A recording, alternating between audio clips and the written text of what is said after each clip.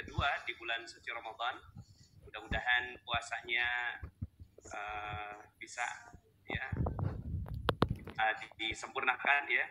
Insya Allah kemarin puasa semua kan ya.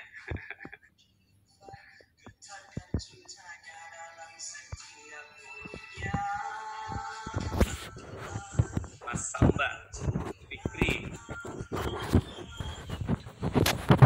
ya, Pak Fikri, Dokter Fikri lagi tugas di RS apa enggak nih? Atau lagi di rumah? Agung Oktaviana ya, selamat datang Mas Agung. Beliau Ketua Yayasan Haiful Zikir Cita Santoso dari Surabaya.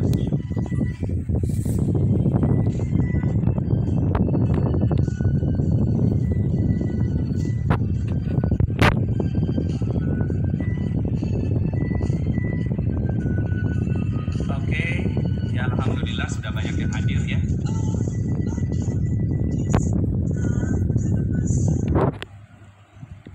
Assalamualaikum, Anwar Nurdin dari Malaysia, Haryanti dari Siak Riau, subhanallah ya. Muhtadin Crown puasa alhamdulillah. Mas dari Sabah Malaysia ya, subhanallah. Dari Solo hadir, terima kasih. Muhammad Zulkarnain dari Mataram. Oh Mataram ya, alhamdulillah. Oh oke, Dokter Fikri lagi libur ya. Dokter Fikri nanti kalau pas lagi di RS bisa nggak ya live kita ya?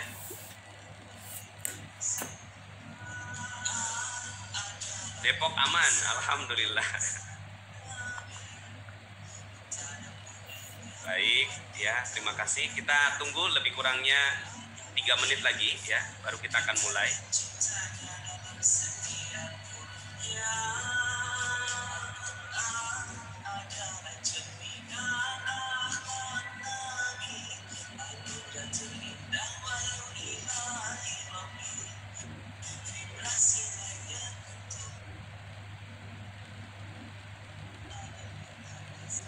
Oh, Toaba hadir, alhamdulillah daripada Subang ya. Oh ya, saya belum kasih kabar nih di teman-teman Magnet Rezeki.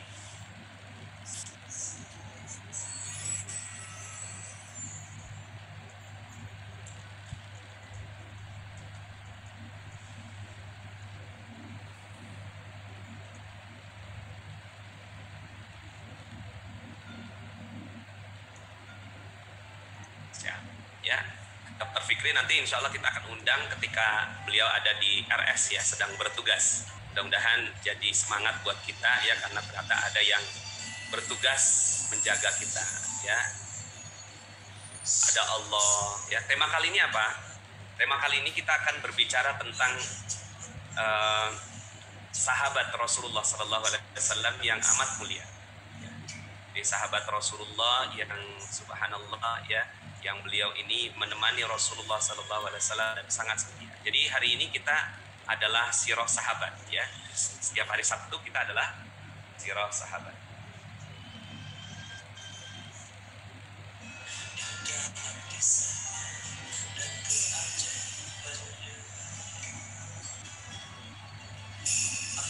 Sebenarnya saya sedang menunggu ini nih ya, sedang menunggu tamu kita ya, salah satu tamu kita. Jadi saya sekarang ini rencananya dibersamai oleh 3 orang ya. Ustadz Ali Murtado ya. Ustadz Ali adalah beliau kepala pesantren Khairul Razikin ya, dan beliau lulusan dari Libya. Alhamdulillah membersamai saya untuk menjaga gawang ya, anak-anak mulia, anak-anak ajaib di pesantren Khairul Razikin ya. Dan beliau hari ini insya Allah akan menyampaikan materinya ya kepada kita semua. Coba kita lihat Ustadz Ali-nya mana. Nah ini Ustadz Ali ya. Ini adalah Ustadz Ali Murtado ya. Ya, coba saya unmute dulu. Assalamualaikum Ustadz.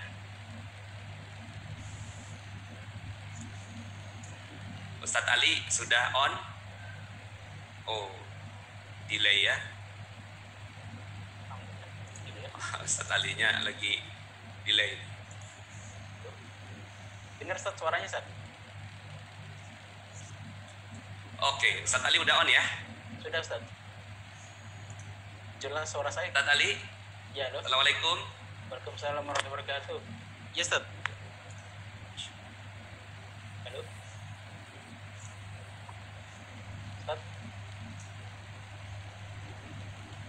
Ya. Assalamualaikum Ustadz Ali. Waalaikumsalam. Kayaknya internet saya yang ini ya kurang. Oh, udah ya? Jelas Ustaz. Ya. Suara Ustaz jelas? Putus-putus nggak kira-kira Ustadz Ali? Tidak Ustaz. Enggak ya. Oh, di sini kelihatannya katanya unstable ya. Suara Ustadz jelas ya. Oke, baik. Oke, nanti kita akan kembali lagi ke Ustadz Ali ya. Sambil menyapa teman-teman semuanya.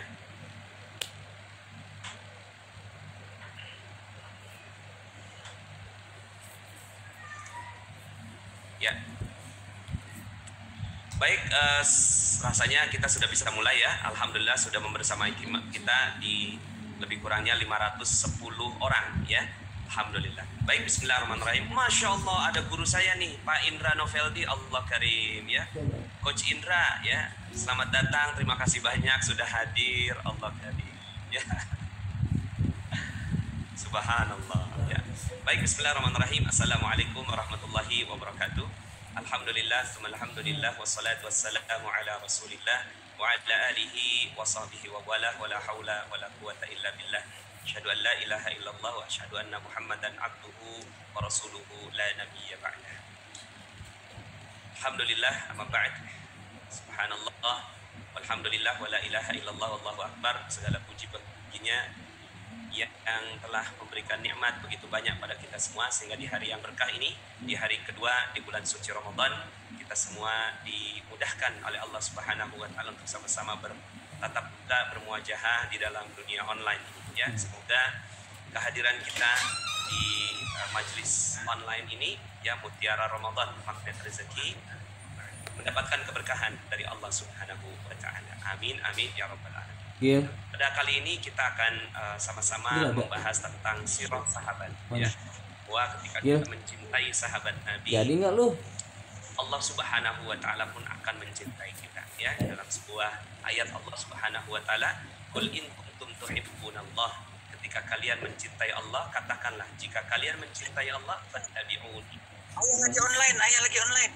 Ikuti Rasulullah sallallahu alaihi wasallam. Kemudian ya, Rasulullah SAW ya juga mencintai para sahabat ya. Dan dalam Al-Quran disebutkan tentang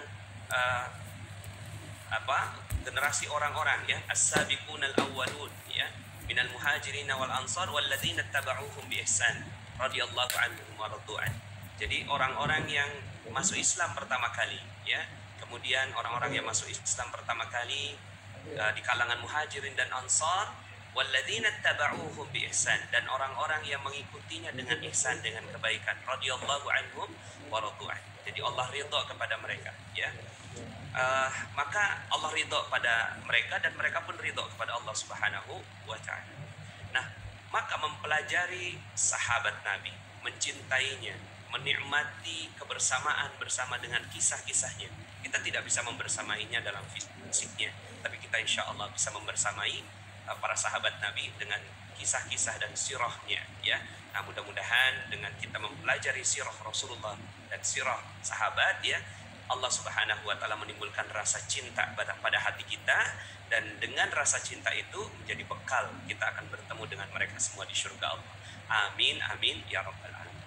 Pada kali ini saya tidak sendiri untuk membahas tentang sirah sahabat ini. Sudah ada seorang yang sangat menguasai tentang sirah sahabat ini ya, yaitu Ustadz Ali Murtada ya. Ustadz Ali Murtada adalah kepala pesantren dari Khairul Razikin yang membersamai saya menemani anak-anak ajaib, dan alhamdulillah kita baru saja mewisuda ya, sudah secara online ya, 2 orang santri yang alhamdulillah hafizul Quran ya, di bawah bimbingan Ustadz Ali Murtada ya. Alhamdulillah ya. Mas sekarang ini lagi libur semuanya ya, insya Allah. Kangen juga sama anak-anak santri. Ada nggak anak-anak santri ikut live di Facebook ya? Ada nggak Ustadz Ali? Ada ya kayaknya ya. Sudah kita bergabung Ustaz. Sepertinya ada Ustaz. Baik.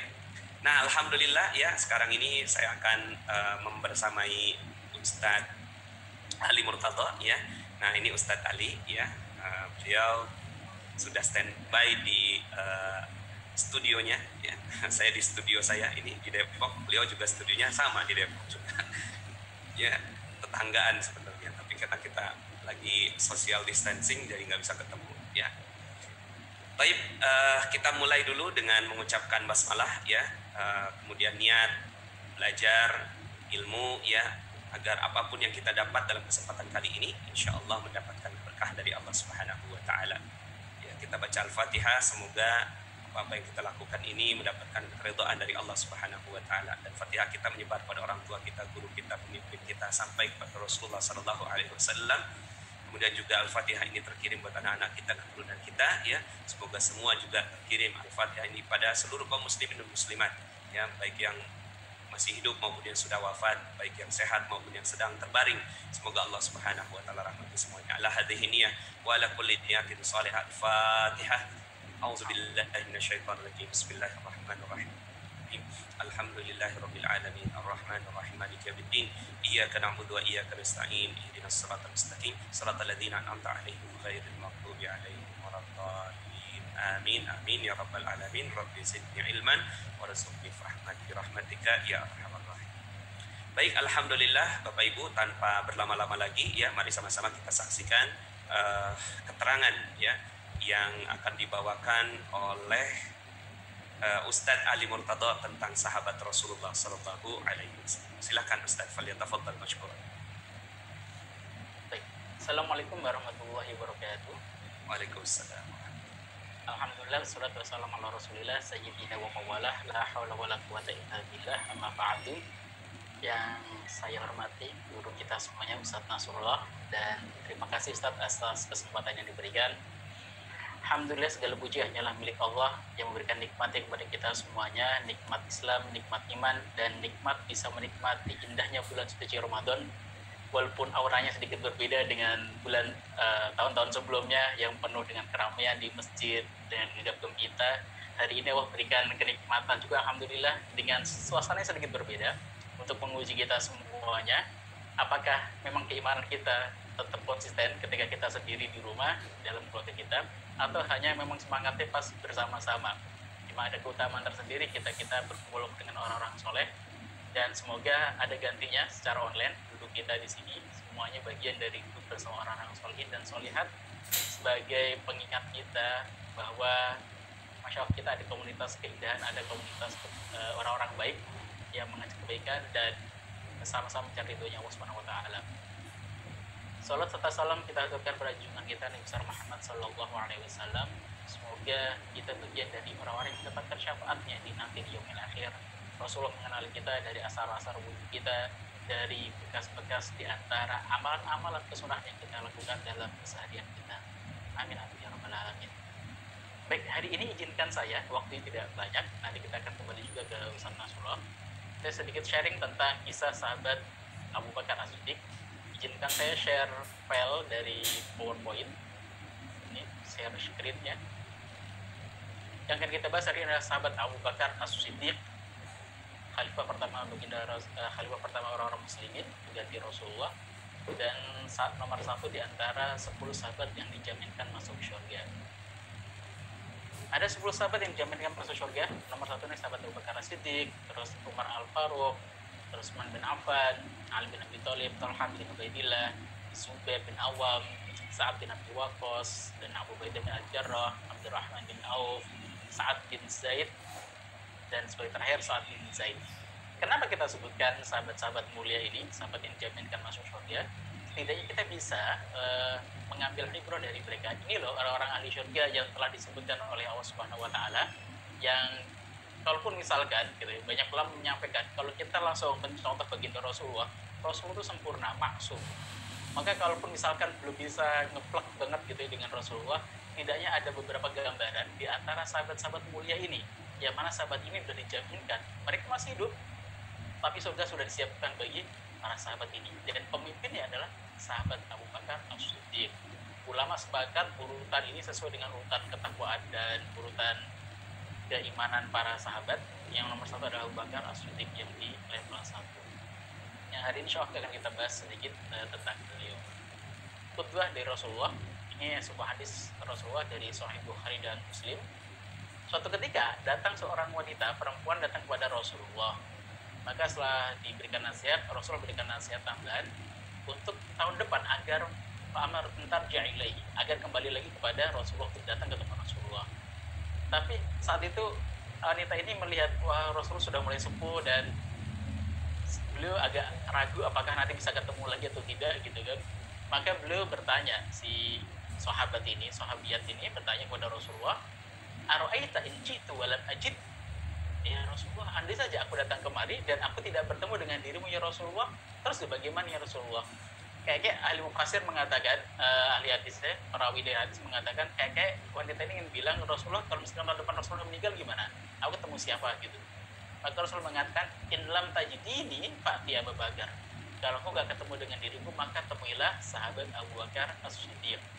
Memang sangat menunjukkan di sini ada kedekatan spesial antara sahabat Abu Bakar Siddiq dengan Rasulullah. Dikuatkan dengan hadis selanjutnya, innil adri ma qadru baqa'i fikum. Aku gak tahu kata Rasulullah di akhir hayat beliau belum menyampaikan hal ini. Aku gak tahu akhir kadar dari kehidupanku di antara kalian.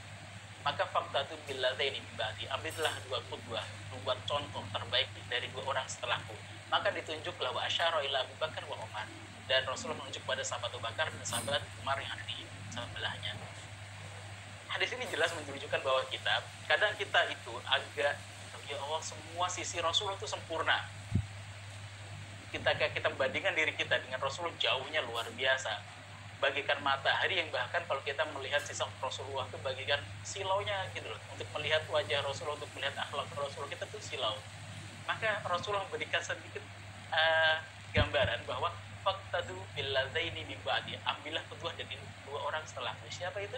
Abu Bakar As-Siddiq dan Umar bin Khattab. Kalau kita boleh gambarkan, kalau kita melihat Rasulullah itu seperti melihat matahari, maka untuk melihat sinar indahnya matahari itu tanpa langsung bisa melihat dengan wajah langsung ke mataharinya, kita bisa melihat dari rembulannya, indah rembulan. Kita bisa melihat rembulan dengan begitu indahnya tanpa merasa silau. Karena jenisnya sama seperti kita, manusia biasa, yang kadang salah, kadang berdosa, kadang baik gitu. Maka ambillah kedua itu dari sahabat Abu Bakar dan sahabat Umar bin Khattab. Yang mana Rasulullah juga menunjukkan di akhir ayat beliau memerintahkan sahabat Abu Bakar Siddiq untuk menjadi imam, bukan yang lain. Bahkan ada beberapa riwayat menceritakan saat itu saat mau sholat ternyata sahabat Abu Bakar tidak ditemukan. Maka sahabat berinisiatif, siapa orang soleh selanjutnya setelah sahabat Abu Bakar Siddiq? Umar bin Khattab. Maka Umar diminta untuk imam sholat. Ternyata Rasulullah menolaknya dan tetap menunggu sahabat Abu Bakar Siddiq sampai datang. Menunjukkan isyarat bahwa khilafah selanjutnya, pemimpin selanjutnya umat muslimin adalah sahabat Abu Bakar As-Siddiq. Dan inilah diantara profilnya. Setidaknya kenapa saya ceritakan hal ini kepada teman-teman semuanya, para bapak ibu, untuk agar kita itu ada punya sedikit kemiripan. Boleh kita memirip-miripkan diri kita. Oh Masya Allah, saya kayak miripnya dengan sahabat Umar deh. Saya miripnya dengan sahabat Abu Bakar deh. Gitu. Boleh itu, mirip-miripin. Untuk apa? Biar kita, ya Allah, apa yang kira-kira yang bisa kita miripin dengan ahli surga itu? Nanti di antara ciri-cirinya saya ceritakan beberapa sahabat ini. Kalau misalkan kita kodaruh mirip dengan sahabat Abu Bakar Siddiq, alhamdulillah, saya ahli sedekah gitu, saya orangnya lembut, saya orangnya kurus misalkan, itu mungkin agak mirip dengan sahabat Abu Bakar Siddiq. Beberapa sifat yang dimiliki sahabat Abu Bakar Siddiq adalah diceritakan oleh baginda Rasulullah, ma da'autu ahadan ilal Islam, aku tidak pernah mengajak seseorang untuk masuk Islam, kata baginda Rasul, illa kanat indahu kabwah, kecuali di sana ada keraguan-keraguan, ada rasa mikir-mikir, ini benar gak ya, ini benar gak ya, dipikir dulu gitu. Illa Abu Bakar, kecuali Abu Bakar As-Siddiq, ma'aki mahina da'autu walat karoddata fi, dia ketika aku ajak untuk masuk Islam, sodakta ya Rasulullah, kok benar ya Rasulullah, dan tidak ada tarodut, tidak ada kebimbangan sama sekali, yakin, aku yakin. Bahkan Sayyidina Umar bin Khattab pernah menyampaikan, andai saja keimanan kita diletakkan dalam sebuah timbangan, semua orang-orang muslimin, para sahabat semuanya, selain sahabat Abu Bakar Siddiq, diletakkan sebuah timbangan, dan di sini ada timbangan yang lain, yang mana keimanan sahabat Abu Bakar Siddiq, maka langsung diklihat, kita kalah. Sahabat Abu Bakar Siddiq menang telak, keimanannya luar biasa terhadap baginda Rasulullah SAW. Beliau orangnya maklafan, orangnya sangat lembut, muhibban sahlan, orangnya sangat baik dan mudah berbagi, gampang sekali.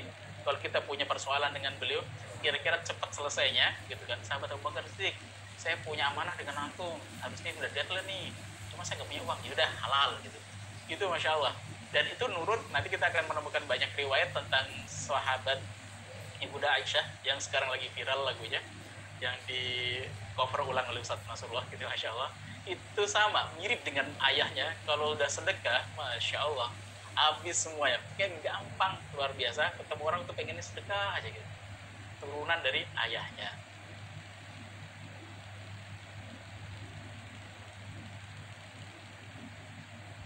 Baik. Dan beliau memiliki digambarkan dalam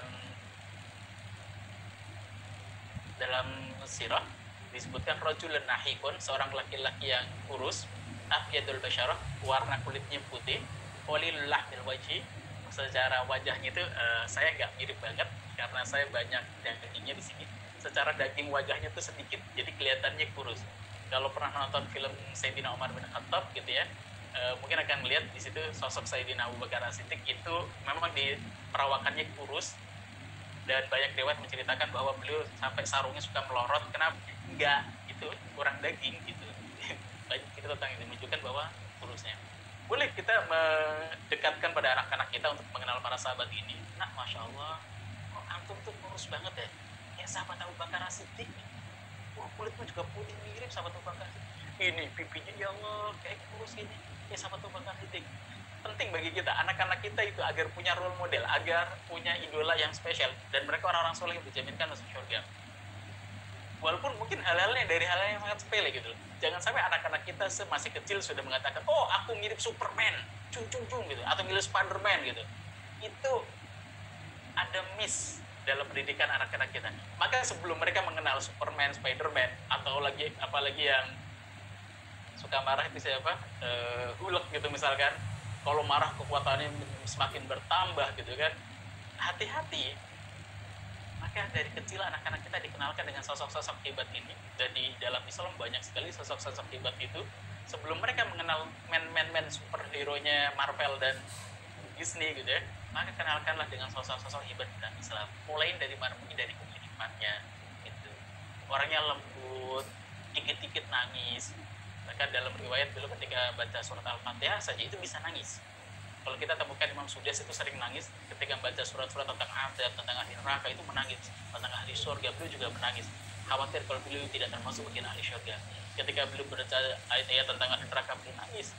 Beliau khawatir kalau beliau tidak termasuk orang-orang ahli neraka.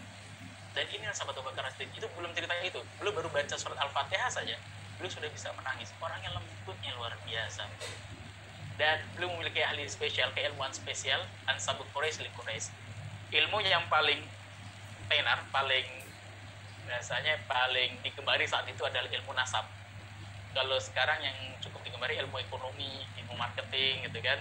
Maka ada ilmu mahdir rezeki, bagaimana dengan pendekatan kepada Allah Subhanahu wa taala gitu sebagainya. Ini dan di zamannya Rasulullah itu ilmu yang paling digemari adalah ilmu nasab. Dia tahu keturunan saya, anaknya siapa. Itu orang yang paling tahu tentang ilmu itu adalah sahabat Abu Bakar As-Siddiq. Dan tidak jarang ketika beliau berdakwah, Rasulullah berdakwah, itu mengajak sahabat Abu Bakar As-Siddiq.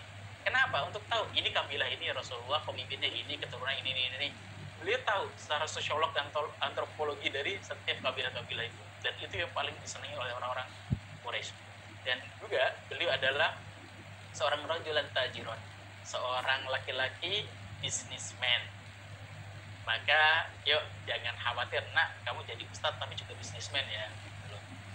Ustadz itu profesi nomor satu, memang harus kita menjadi seorang pendai, tetapi harus punya sampingan lain, biasanya harus punya tugas lain, punya profesi yang utama, yaitu profesi tambahannya itu seorang pedagang misalkan, atau guru besar dalam ilmu sesuatu, ilmu yang lain misalkan. Baik. Dan Masya Allah ini ahli dakwah, banyak orang yang masuk Islam lewat tangan beliau, termasuk di antara sahabat Utsman bin Affan. Umur 30 tahun beliau, 34 tahun beliau masuk Islam, di bawah dari arahan pertama dakwahnya Sayyidina Abu Bakar As-Siddiq. Ada sahabat Abdurrahman bin Auf, umur 30 tahun beliau masuk Islam. Ini Masya Allah, dua orang ini ini pimpinannya orang-orang kaya di antara orang Quraisy, Utsman bin Affan dan Abdurrahman bin Auf. Kenapa beliau bisa masuk Islam lewat Sayyidina Abu Bakar As-Siddiq? Termasuk diantaranya adalah sesama pedagang, sesama bisnismen. Terus yang kedua, pendekatan Sayyidina Abu Bakar As-Siddiq ini spesial, menarik beliau. Orangnya lembut dan semua orang itu suka dengan beliau. Gaya akhlaknya itu sudah luar biasa baik. Ada Sa'ad bin Abi Waqqas, orang kaya juga. Kenapa ini termasuk diantara yang masuk Islam lewat Sayyidina Abu Bakar As-Siddiq? Beliau memiliki kayak halakoh kajian keilmuan yang paling disukai anak-anak muda saat itu, yaitu halakoh nasab, ilmu nasab, itu yang paling disukai. Nah, ada Zubair bin Awam umur 12 tahun sudah masuk Islam. Ada Talha bin Ubaidillah umur 13 tahun sudah masuk Islam. 5 di antara 10 sahabat yang dijaminkan masuk surga. Ada 10 sahabat dijaminkan masuk surga dalam satu hadis. 5 orangnya itu yang masuk Islamnya lewat jalur Sayyidina Abu Bakar As-Siddiq. Datang kepada Rasulullah tinggal syahadatnya aja. Tapi pendekatan awalnya siapa? Sayyidina Abu Bakar As-Siddiq. Masya Allah. Maka kemarin setelah agak ketika ada wali santri, Ustaz, anak saya kalau pengen lanjutin sekolahnya ke Jepang ya nggak apa-apa. Masya Allah, ketika di sini di pesantren sudah ngapalin Quran, nanti lanjutin ke Jepang buat belajar ilmu yang lain gitu ya, ilmu sains atau ilmu teknologi IT. Sekarang Jepang pusatnya di antaranya. Masya Allah, ilmu nasab itu juga ilmu umum, tapi background awalnya adalah Sayyidina Abu Bakar As-Siddiq ini memiliki background keislaman yang kuat, dan setelah baru beliau berdakwah dengan jarak ilmu yang lain. Baik, silakan Ustaz, ada break dulu. Baik.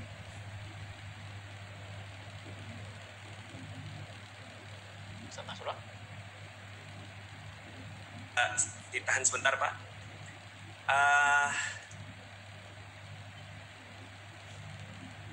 Oke, Bismillahirrahmanirrahim. Sekarang saya sedang bertemu dengan seorang tokoh nasional yang kita break sebentar ya, Ustadz Ali, boleh ya? Siap, Ustaz. Ya, karena kesempatan ke beliau ini nggak gampang ya, nggak mudah ya. Jadi dan tadinya kita mau live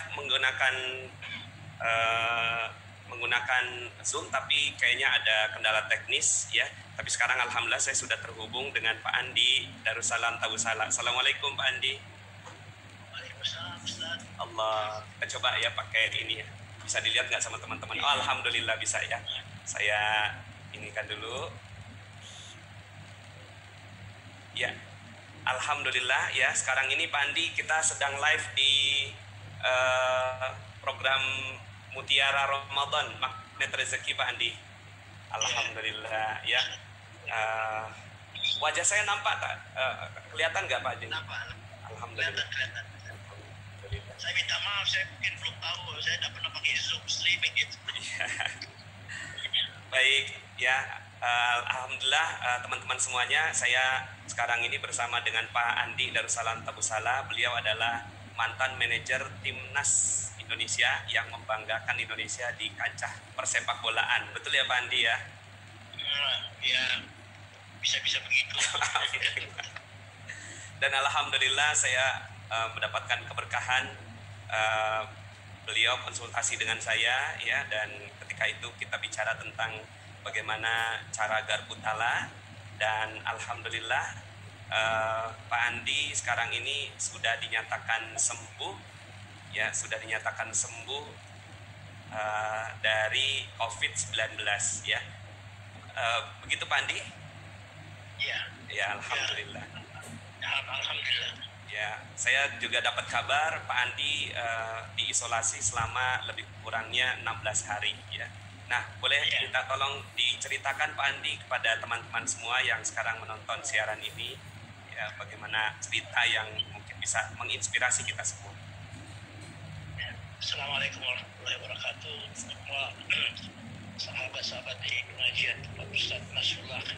Ya, jadi saya itu kalau mau sedikit ke belakang mereview, sebetulnya tanggal 25 bulan 3 saya sempat muntaber dan panas, sehingga saya dilarikan ke rumah sakit, ke Silon, dan saya berada di situ selama 3 hari. Jadi saya keluar tanggal 28, saya kembali ke apartemen. Nah, kemudian waktu berjalan saya rasanya tidak pernah berhubungan sama siapapun karena saya tinggal sama istri, kemudian ada asisten kami dengan anaknya dan satu supir. Saya melakukan inisiatif sendiri untuk bisa mengetahui karena saya sangat sadar saya punya penyakit yang rentan dengan berbagai virus ataupun bakteri, sehingga saya melakukan swab test di Wahidin. Ya. Kalau swab test hasilnya keesokan harinya saya dinyatakan positif. Jadi sehingga saya dapat kabarnya itu sekitar jam 5:04 via telepon oleh Dokter Arif sama Dokter Faisal, kemudian konsultasi. Beliau menyarankan untuk saya masuk isolasi dulu di rumah sakit. Saya bilang oke, kalau memang itu kalau itu memang yang terbaik ya saya akan lakukan. Tapi saya bilang saya nanti habis maghrib baru saya mau keluar. Ya nggak apa-apa katanya, dia juga, mereka juga lagi urus persiapan. Jadi setelah maghrib sekitar jam 7 kurang seperempat itu saya pergi ke rumah sakit di Unhas, rumah sakit Unhas. Itu tanggal berapa lebih kurang Pak Andi? Tanggal 7 itu, tanggal 7 malam setelah maghrib. Ya. Kemudian Ya, jadi setelah masuk memang saya agak canggung dengan prosedur-prosedur yang begitu ketat bagi teman-teman yang pernah merasakan positif seperti saya ini. Waktu masuk itu dengan pakaian masih sudah normal, kemudian saya dibawa pergi ke CT scan. Kemudian dari situ CT scan sekitar jam 9 jam 10 saya sudah berada di kamar ya. Berada di kamar kurang lebih jam 11:30 karena dokter menunggu hasil CT scan saya. Kemudian mereka berdua, Dokter Arif dan Dokter Faisal, masuk ke kamar saya menjelaskan gitu, mencoba mentrace dengan siapa saya berhubungan atau siapapun juga. Saya katakan rasanya saya nggak pernah, kecuali saya pernah masuk rumah sakit ya di Silom sebelumnya 3 hari. Ya, karena dia melihat bahwa alhamdulillah saya tidak ada nampak gejala, walaupun termasuk foto CT scan-nya itu gitu loh, sangat sedikit gitu. Dia bilang memang ahli paru-paru yang bisa melihat ada di dalam gitu. Ada positif. Jadi saya ikutilah semua proses yang ada di dalam rumah sakit lah. Itu saya kan dapatkan kabar kalau Pak Andi ini sebenarnya pertama ya umur sudah 70 tahun ya Pak Andi ya. Ya, nanti insyaallah Agustus 70 tahun. Kemudian riwayat kesehatannya juga bagi saya luar biasa. Pernah diabetes 30 tahun, suntik insulin 15 tahun. Kemudian diabetes sampai sekarang Ustaz. Dan apalagi diabetes Pak? itu kan sudah ada di badan seumur hidup lah itu kan. Jadi saya sudah menjalani insulin itu 15 tahun lah.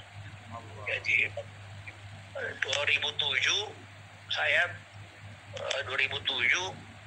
saya waktu melakukan check up ke soal diabetes saya di Singapura, saya iseng aja itu. Saya sebetulnya dapat betul karunia dari Allah, saya tahu ya, karena itu semua secara spontanitas. Jadi tidak ada arahan bahwa saya ke dokter diabetes. Kemudian saya mau periksa ginjal saya, apa saya hanya intuisi saya. Mungkin dulu itu saya menganggapnya intuisi, kalau sekarang saya menganggap bahwa itu adalah karunia Allah diberikan kepada saya. Bahwa itu saya tiba-tiba minta aja sama dokter saya bahwa saya mau CT scan harus saya kidney. Kenapa? Ya, saya sadari bahwa fungsi ginjal itu akan sangat berpengaruh oleh adanya penyakit diabetes gitu. Oh ya pergi saja. Jadi saya pergi. Kemudian keesokan harinya saya kembali lagi ketemu itu dokter. Terus dia bilang, saya lihat foto kamu itu, kamu harus pergi bukan CT scan aja, ada istilah yang lebih di atasnya gitu. Dia bilang, kamu pergi cek di situ gitu. Nah, jadi saya pergi lagi cek itu. Saya kembali, itu dokter itu kan nggak ada yang basa-basi kalau di Singapura. Terus dia bilang, saya kira kamu harus pergi konsultasi sama dokter bedah. Kenapa ya? Katanya ginjal kamu ada CA itu. Allah, jadi ginjal, cancer berarti ya, cancer ginjal ya. Ya, nanti setelah keluar hasil hasil ada istilahnya yang diperiksa itu stadium 2. Allah, stadium 2. Nah, stadium 2. Jadi saya ingat operasi itu Oktober 2007. Saya sangat ingat sekali kan. Konsul saya masih tinggal di Jakarta, saya bolak-balik aja gitu. Jadi ada istilah saya sama istri, saya bilang kita aja lah ya, kita niat pindah aja bahwa hidup kita sekarang ada di Bekasi gitu. Jadi kita tidak ditinggal di Jakarta gitu. Jadi saya niat itu ada 2 dokter secara teman, kebetulan teman saya diskusi, dia bilang usah lah nanti aja, saya bilang. Tapi saya udah tekad diri gitu, ya kan. Terus Prof. Idrus juga selalu kontak saya, ada begini kabarnya, iya sih, ada foto-fotonya saya bawa. Yang jadi saya ke Makassar masih puasa kalau nggak salah, itu Prof. Idrus lihat. Saya bilang sudah operasi aja, oh iya saya sudah niat gitu. Saya bilang saya udah niat, ya nanti saya temani apa segala. Oh iya, berangkat si Prof. Karena kami keluarga gitu, jadi saya ikut. Seminggu setelah puasa, jadi lebaran, 10 hari setelah lebaran, saya udah tekad pergi, nggak mau dengarkan orang itu. Jadi saya sudah bawa, saya pergi ke Singapura, persiapkan diri saya untuk memang saya mau operasi. Ya itu jadi itu ada diabetes juga, ada ginjal juga. Biasanya untuk yang seperti ini kan pasien COVID nggak gampang ya Pak Andi ya? Katanya ya. Nah, kemudian apa yang karena dirasakan? saya ini kan rentan. Saya ada lagi sebetulnya itu ada namanya yang sekarang itu agak saya jaga. Memang saya rawan di perut, karena saya ada penyakit saya itu namanya diverticular disease. Jadi diverticular disease itu dinding saya punya usus itu agak berlubang-lubang itu. Nah, jadi di usus paling bawah, usus besar, usus kecil, usus besar di bawah itu sebelah kiri. Kalau saya punya BAB itu tidak lancar, dia kemudian kotoran itu masuk ke dalam usus itu, ke lubang itu akibatnya infeksi dan itu agak sedikit kram gitu. Nah, Subhanallah ya Allah, jadi didiskusikan dokter di Singapura sarankan mereka sarankan tidak lakukan operasi. Saya bilang terus gimana ngatasi? Dia bilang ya paling kita lihat aja, kita amati ini gitu, ya kan, kita amati sejauh mana ini, itu aja yang bisa kita inikan. Nah kemudian untuk kembali ke yang COVID ini Pak Andi ya, saat itu kan hubungi saya, kemudian saya sampaikan Pak Andi untuk Garbu Tala ya. Waktu itu dapat ayat apa ya Pak Andi? Jadi saya itu ada sih, saya lupa terakhirnya itu. Saya dapat Garbu Tala ini, saya punya ponakan juga, si Diana ini yang sarankan saya. Dia bilang, kita pergi lah diskusi sama Ustadz Nasrullah, ada metode Garbu Tala yang dilakukan. Oh iya saya mau, tentu saya mau.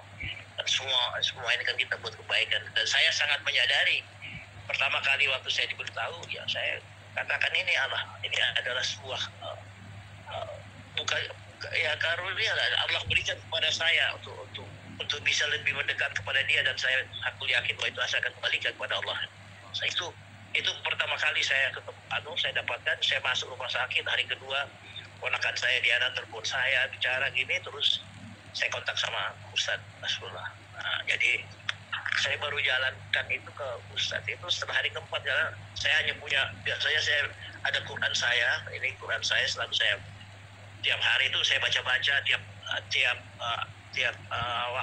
waktu itu selalu saya baca 1 lembar 2 lembar, ini sambil berjalan lah gitu. Terus kemudian ponakan saya itu kasihkan saya buku terjemahan, jadi sehingga saya baru bisa saya melihat caranya. Dan terakhir itu setelah saya Ustadz kontak saya niat kontak, tapi rupanya Ustadz begitu saya rasa bahwa ada memperhatikan dalam proses saya lebih memperdalam masalah Garbu Tala ini, sehingga Ustadz yang mengambil alih dulu telepon saya gitu.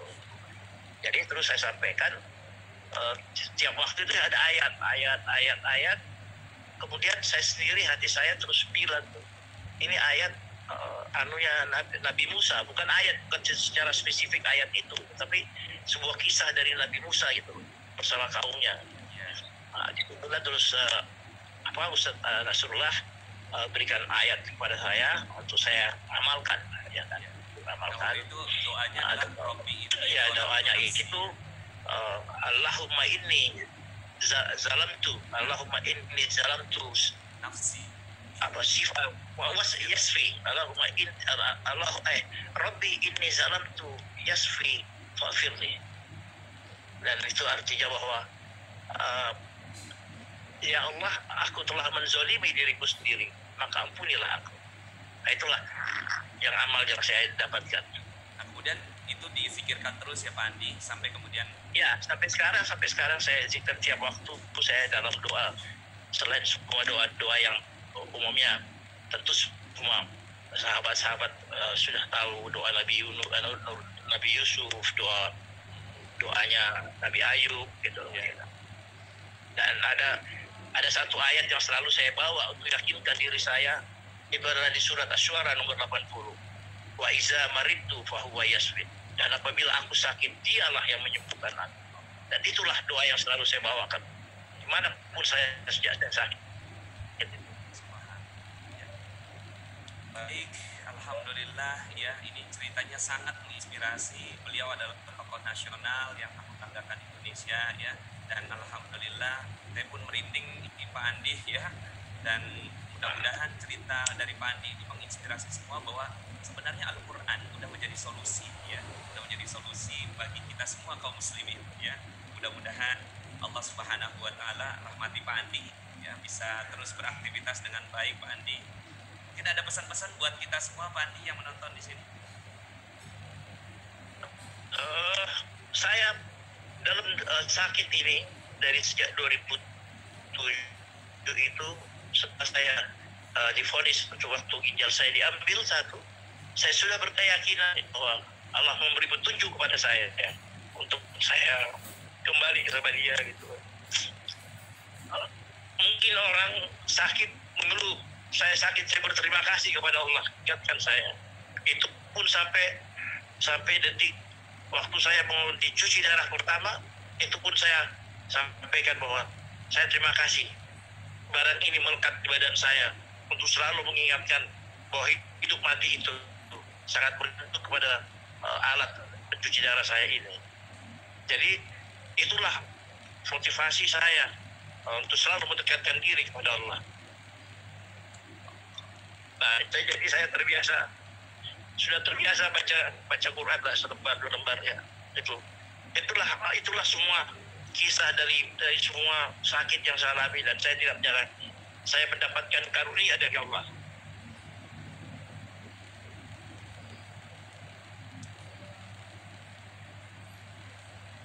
Baik, Masya Allah ya, teman-teman kita doakan Pak Andi ya, kita bacakan Al-Fatihah. Buat Pak Andi ini ada lebih kurang 750 orang Pak Andi mendoakan Pak Andi ya. Kita bacakan Al-Fatihah, semoga kepada Allah semuanya. Semoga Pak Andi dimudahkan oleh Allah Subhanahu wa taala, menjalani sisa kehidupan yang barokah. Semua juga anak turunannya mudah-mudahan jadikan anak-anak yang soleh-solehah. Ala hadhihi niyya wa kulli niyatin shalih. Al-Fatihah. A'udzubillahi Bismillahirrahmanirrahim. Alhamdulillahirabbil alamin. Arrahmanirrahim. Maliki yaumiddin. Iyyaka na'budu wa iyyaka nasta'in. Ihdinas siratal mustaqim.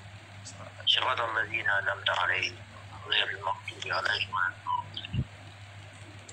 Amin amin ya rabbal alamin. Pak Andi, terima kasih banyak. Terima kasih banyak. Ya, sampai jumpa lagi, nanti saya kontak lagi Pak Andi. Saya melanjutkan pengajian saya dulu. Waalaikumsalam warahmatullahi wabarakatuh. Masya Allah. Bagi kita yang mungkin ngerasanya aman dari kematian ya, merasanya bahwa kematian itu masih jauh ya. Tapi buat orang-orang seperti Pak Andi ya, yang beliau sudah menghadapi ujian kematian demi kematian ya, diabetes, insulin ya, kemudian kanker ginjal, cuci darah. Tapi subhanallah, hari ini Pak Andi hadir di pengajian kita kali ini untuk menjadi saksi bahwa sedekat apapun kematian, kalau seandainya Allah belum izinkan, nggak akan terjadi. Jadi tenanglah ya. Mudah-mudahan video ini bisa menjadi ketenangan buat kita semua bahwa corona hanyalah makhluk Allah yang kecil. Tapi ada makhluk Allah, ada makhluk Allah yang mulia namanya manusia, yang semuanya harusnya tunduk. Tapi sepatutnya kita melakukan amalan-amalan yang mendekat kepada Allah Subhanahu wa Ta'ala. Saya bergetar ketika Pak Andi mengatakan, Pak Nas, saya dapatkan doa ini Pak Nas, ya tolong jelaskan pada saya Pak Nas. Rabbi ini zalamtu nafsi faghfirli, ya Allah aku telah menzalimi diriku sendiri maka ampunilah aku. Dan itu yang dizikirkan terus oleh Pak Andi sampai akhirnya alhamdulillah Allah Subhanahu wa Ta'ala menetapkan beliau ya insyaallah jadi saksi dan bukti bahwa corona ini ya bukanlah sebuah hal yang harus betul-betul kita takuti sebegitunya ya, tapi tetap kita berhati-hati, waspada karena bahayanya tetap ada, tapi kita tidak lagi sedikit pun punya rasa takut sedikit. Oke, terima kasih teman-teman, itu adalah sharing dari Pak Andi untuk mengisi keajaiban di pengajian kita. Dan kita kembali lagi kepada Ustadz Ali Murtado ya untuk menjelaskan kembali tentang cerita yang dahsyat dari Abu Bakar Siddiq yang tadi saya terima Ustadz bahwa Abu Bakar ini kurus ya Ustadz ya? Iya Ustadz. Kayaknya saya kurus nggak ya? Kayaknya entut saya nih. Kayaknya saya bukan Abu Bakar kayaknya. Nanti Ustadz ada Sayyidina Utsman bin Affan Ustadz. Oh ada Utsman bin Affan. Utsman bin Affan gimana? Gendut? Iya lebih berisi lah. Walaupun tidak gendut gitu ya. Oh ya lebih berisi ya, Masya Allah ya. Kita diskusi aja Ustadz ya, sambil diskusi. Tadi disebutkan Abu Bakar Siddiq radhiyallahu anhu mudah sekali mengeluarkan uangnya ya, 100% gitu. Itu sampai sekarang Ustadz, masih belum paham Ustadz ya. Karena kalau seandainya kita 100% dikeluarkan itu kan bergetar sekali badan itu ya. Nah gimana Ustadz? Boleh nggak dijelaskan sedikit? Baik, ya kisahnya ada di lanjutan mungkin dari slide. Boleh saya share Ustadz? Ada kisah selanjutnya juga itu. Boleh, silakan. Betul. Ya. Saya cari.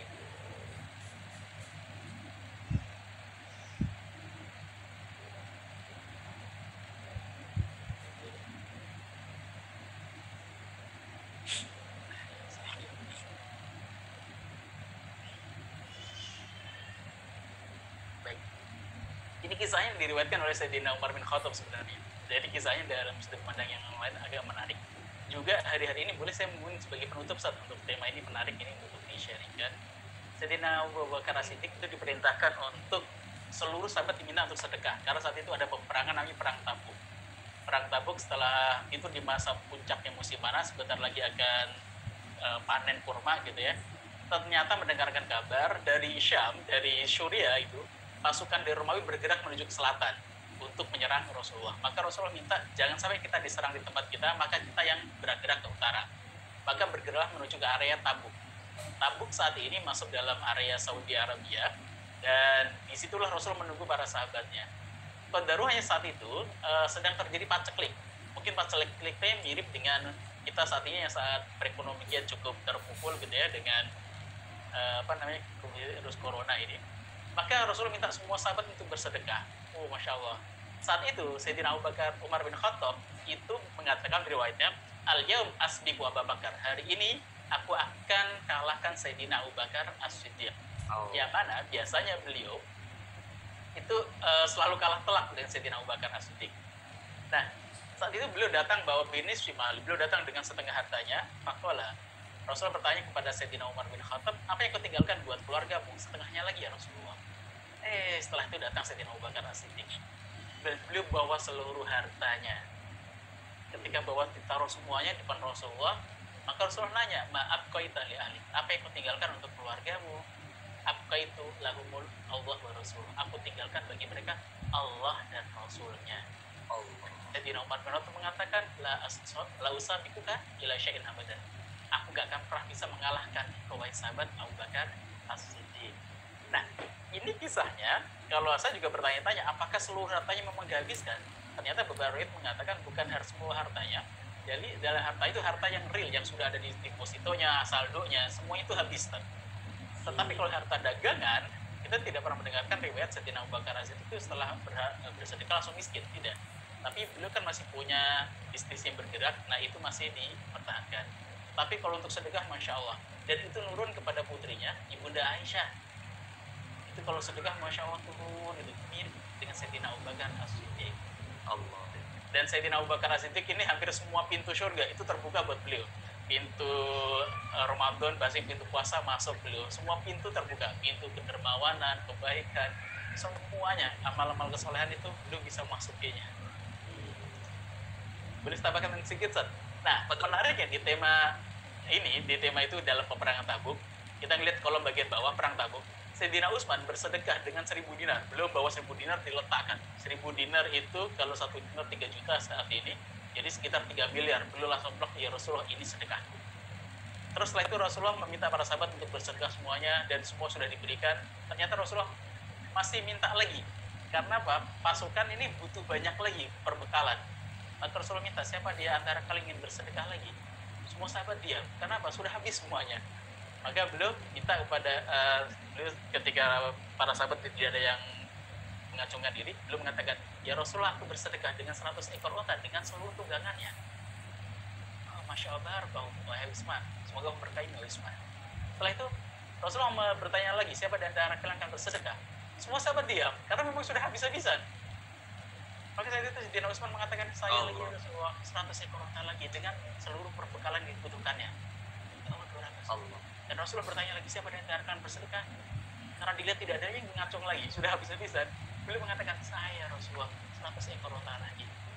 Total jadi 300 ekor unta dengan ribuan dinar.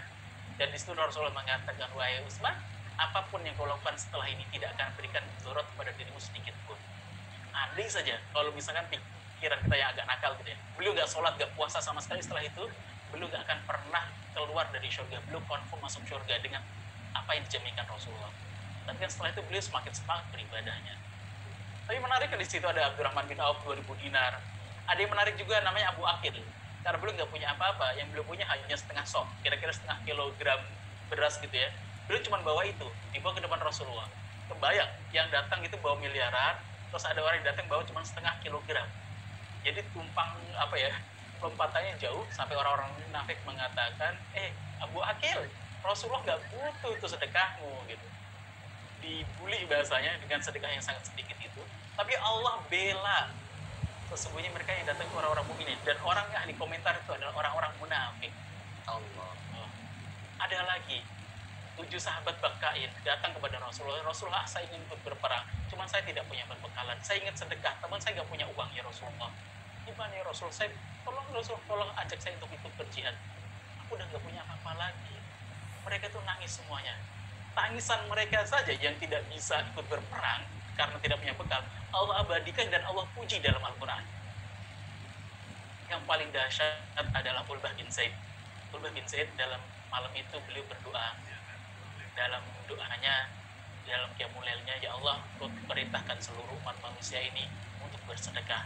Tetapi Engkau tidak menitipkan uang itu untuk diriku, maka aku tidak bisa bersedekah. Ya Allah, aku bersedekah dengan jika ada kezaliman orang yang lakukan pada diriku, maka aku bersedekah dengan pahalanya untuk seluruh orang muslimin. Allah. Malam itu beliau menyampaikan hal itu biasa aja, nggak ada apapun. Pagi harinya setelah sholat subuh biasanya Rasulullah memanggil para sahabat, diajak ngobrol. Siapa di antara kalian yang malam ini telah bersedekah dan Allah telah menerima sedekahnya? Semua sahabat diam, tidak ada yang tahu siapa yang sedekah malam ini.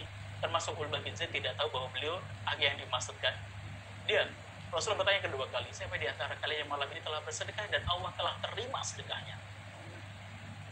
Diam semuanya, termasuk Ulbah. Beliau masih belum paham. Sampai yang ketiga, siapa di antara kalian yang malam ini bersedekah dan Allah telah terima sedekahnya?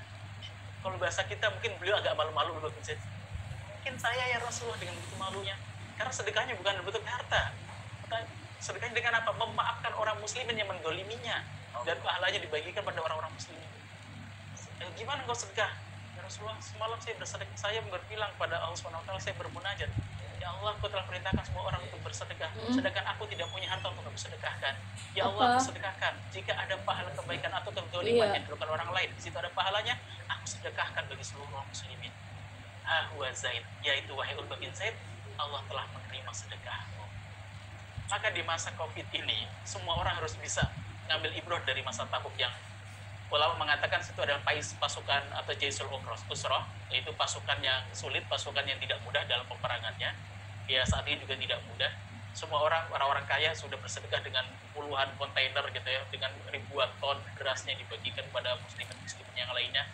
Kalaupun andai saja kita tidak memiliki harta yang cukup itu, minimal kita ketika misalkan kita beli gorengan di warteg, uang kita 50.000, kita bilang kepada si ibunya, Bu, ini ada kembalian 45.000 misalkan, Bu, ini silahkan di sini jika ada yang membutuhkan silahkan makan dengan uang ini. Bisa, ada Abu Akil, ada Bakain, ada Urwa bin Zaid yang bisa jadi contoh. Tapi kalau harta kita cukup besar, contohlah Utsman bin Affan, contohlah Abdurrahman bin Auf, yang mana kita tidak pernah mendengarkan kabar sedikit pun di antara mereka itu miskin gara-gara sedekah, mereka tetap kaya. Bahkan Utsman bin Affan hartanya sampai sekarang mengalir. Ada hotel yang berdiri di kota Madinah begitu megahnya, dan itu atas nama Sayyidina Utsman bin Affan. Dan ribuan kontainer kurma yang untuk dibagikan dengan gratis itu dengan sedekahnya Sayyidina Utsman bin Affan. Bahkan kayaannya sampai sekarang masih ada. Itu Ustaz.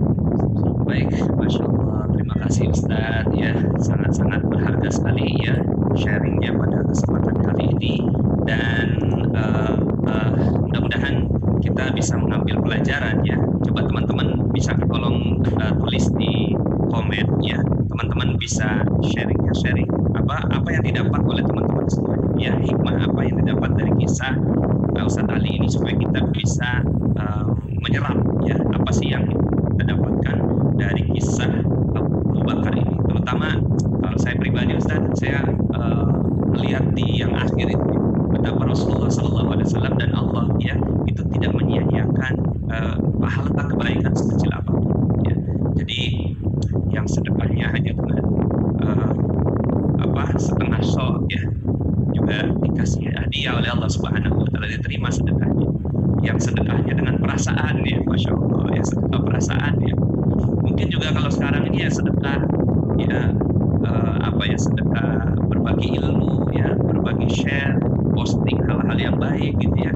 Maka jangan sedikit pun kita meremehkan kebaikan. Ada sahabat-sahabat yang mulia yang tinggi yang mereka bisa mengorbankan seluruh hartanya ya. Tapi kalau seandainya pun kita tidak memiliki apapun, maka yuk sama-sama ya kita sedekahkan apa yang kita bisa kepada Allah ya.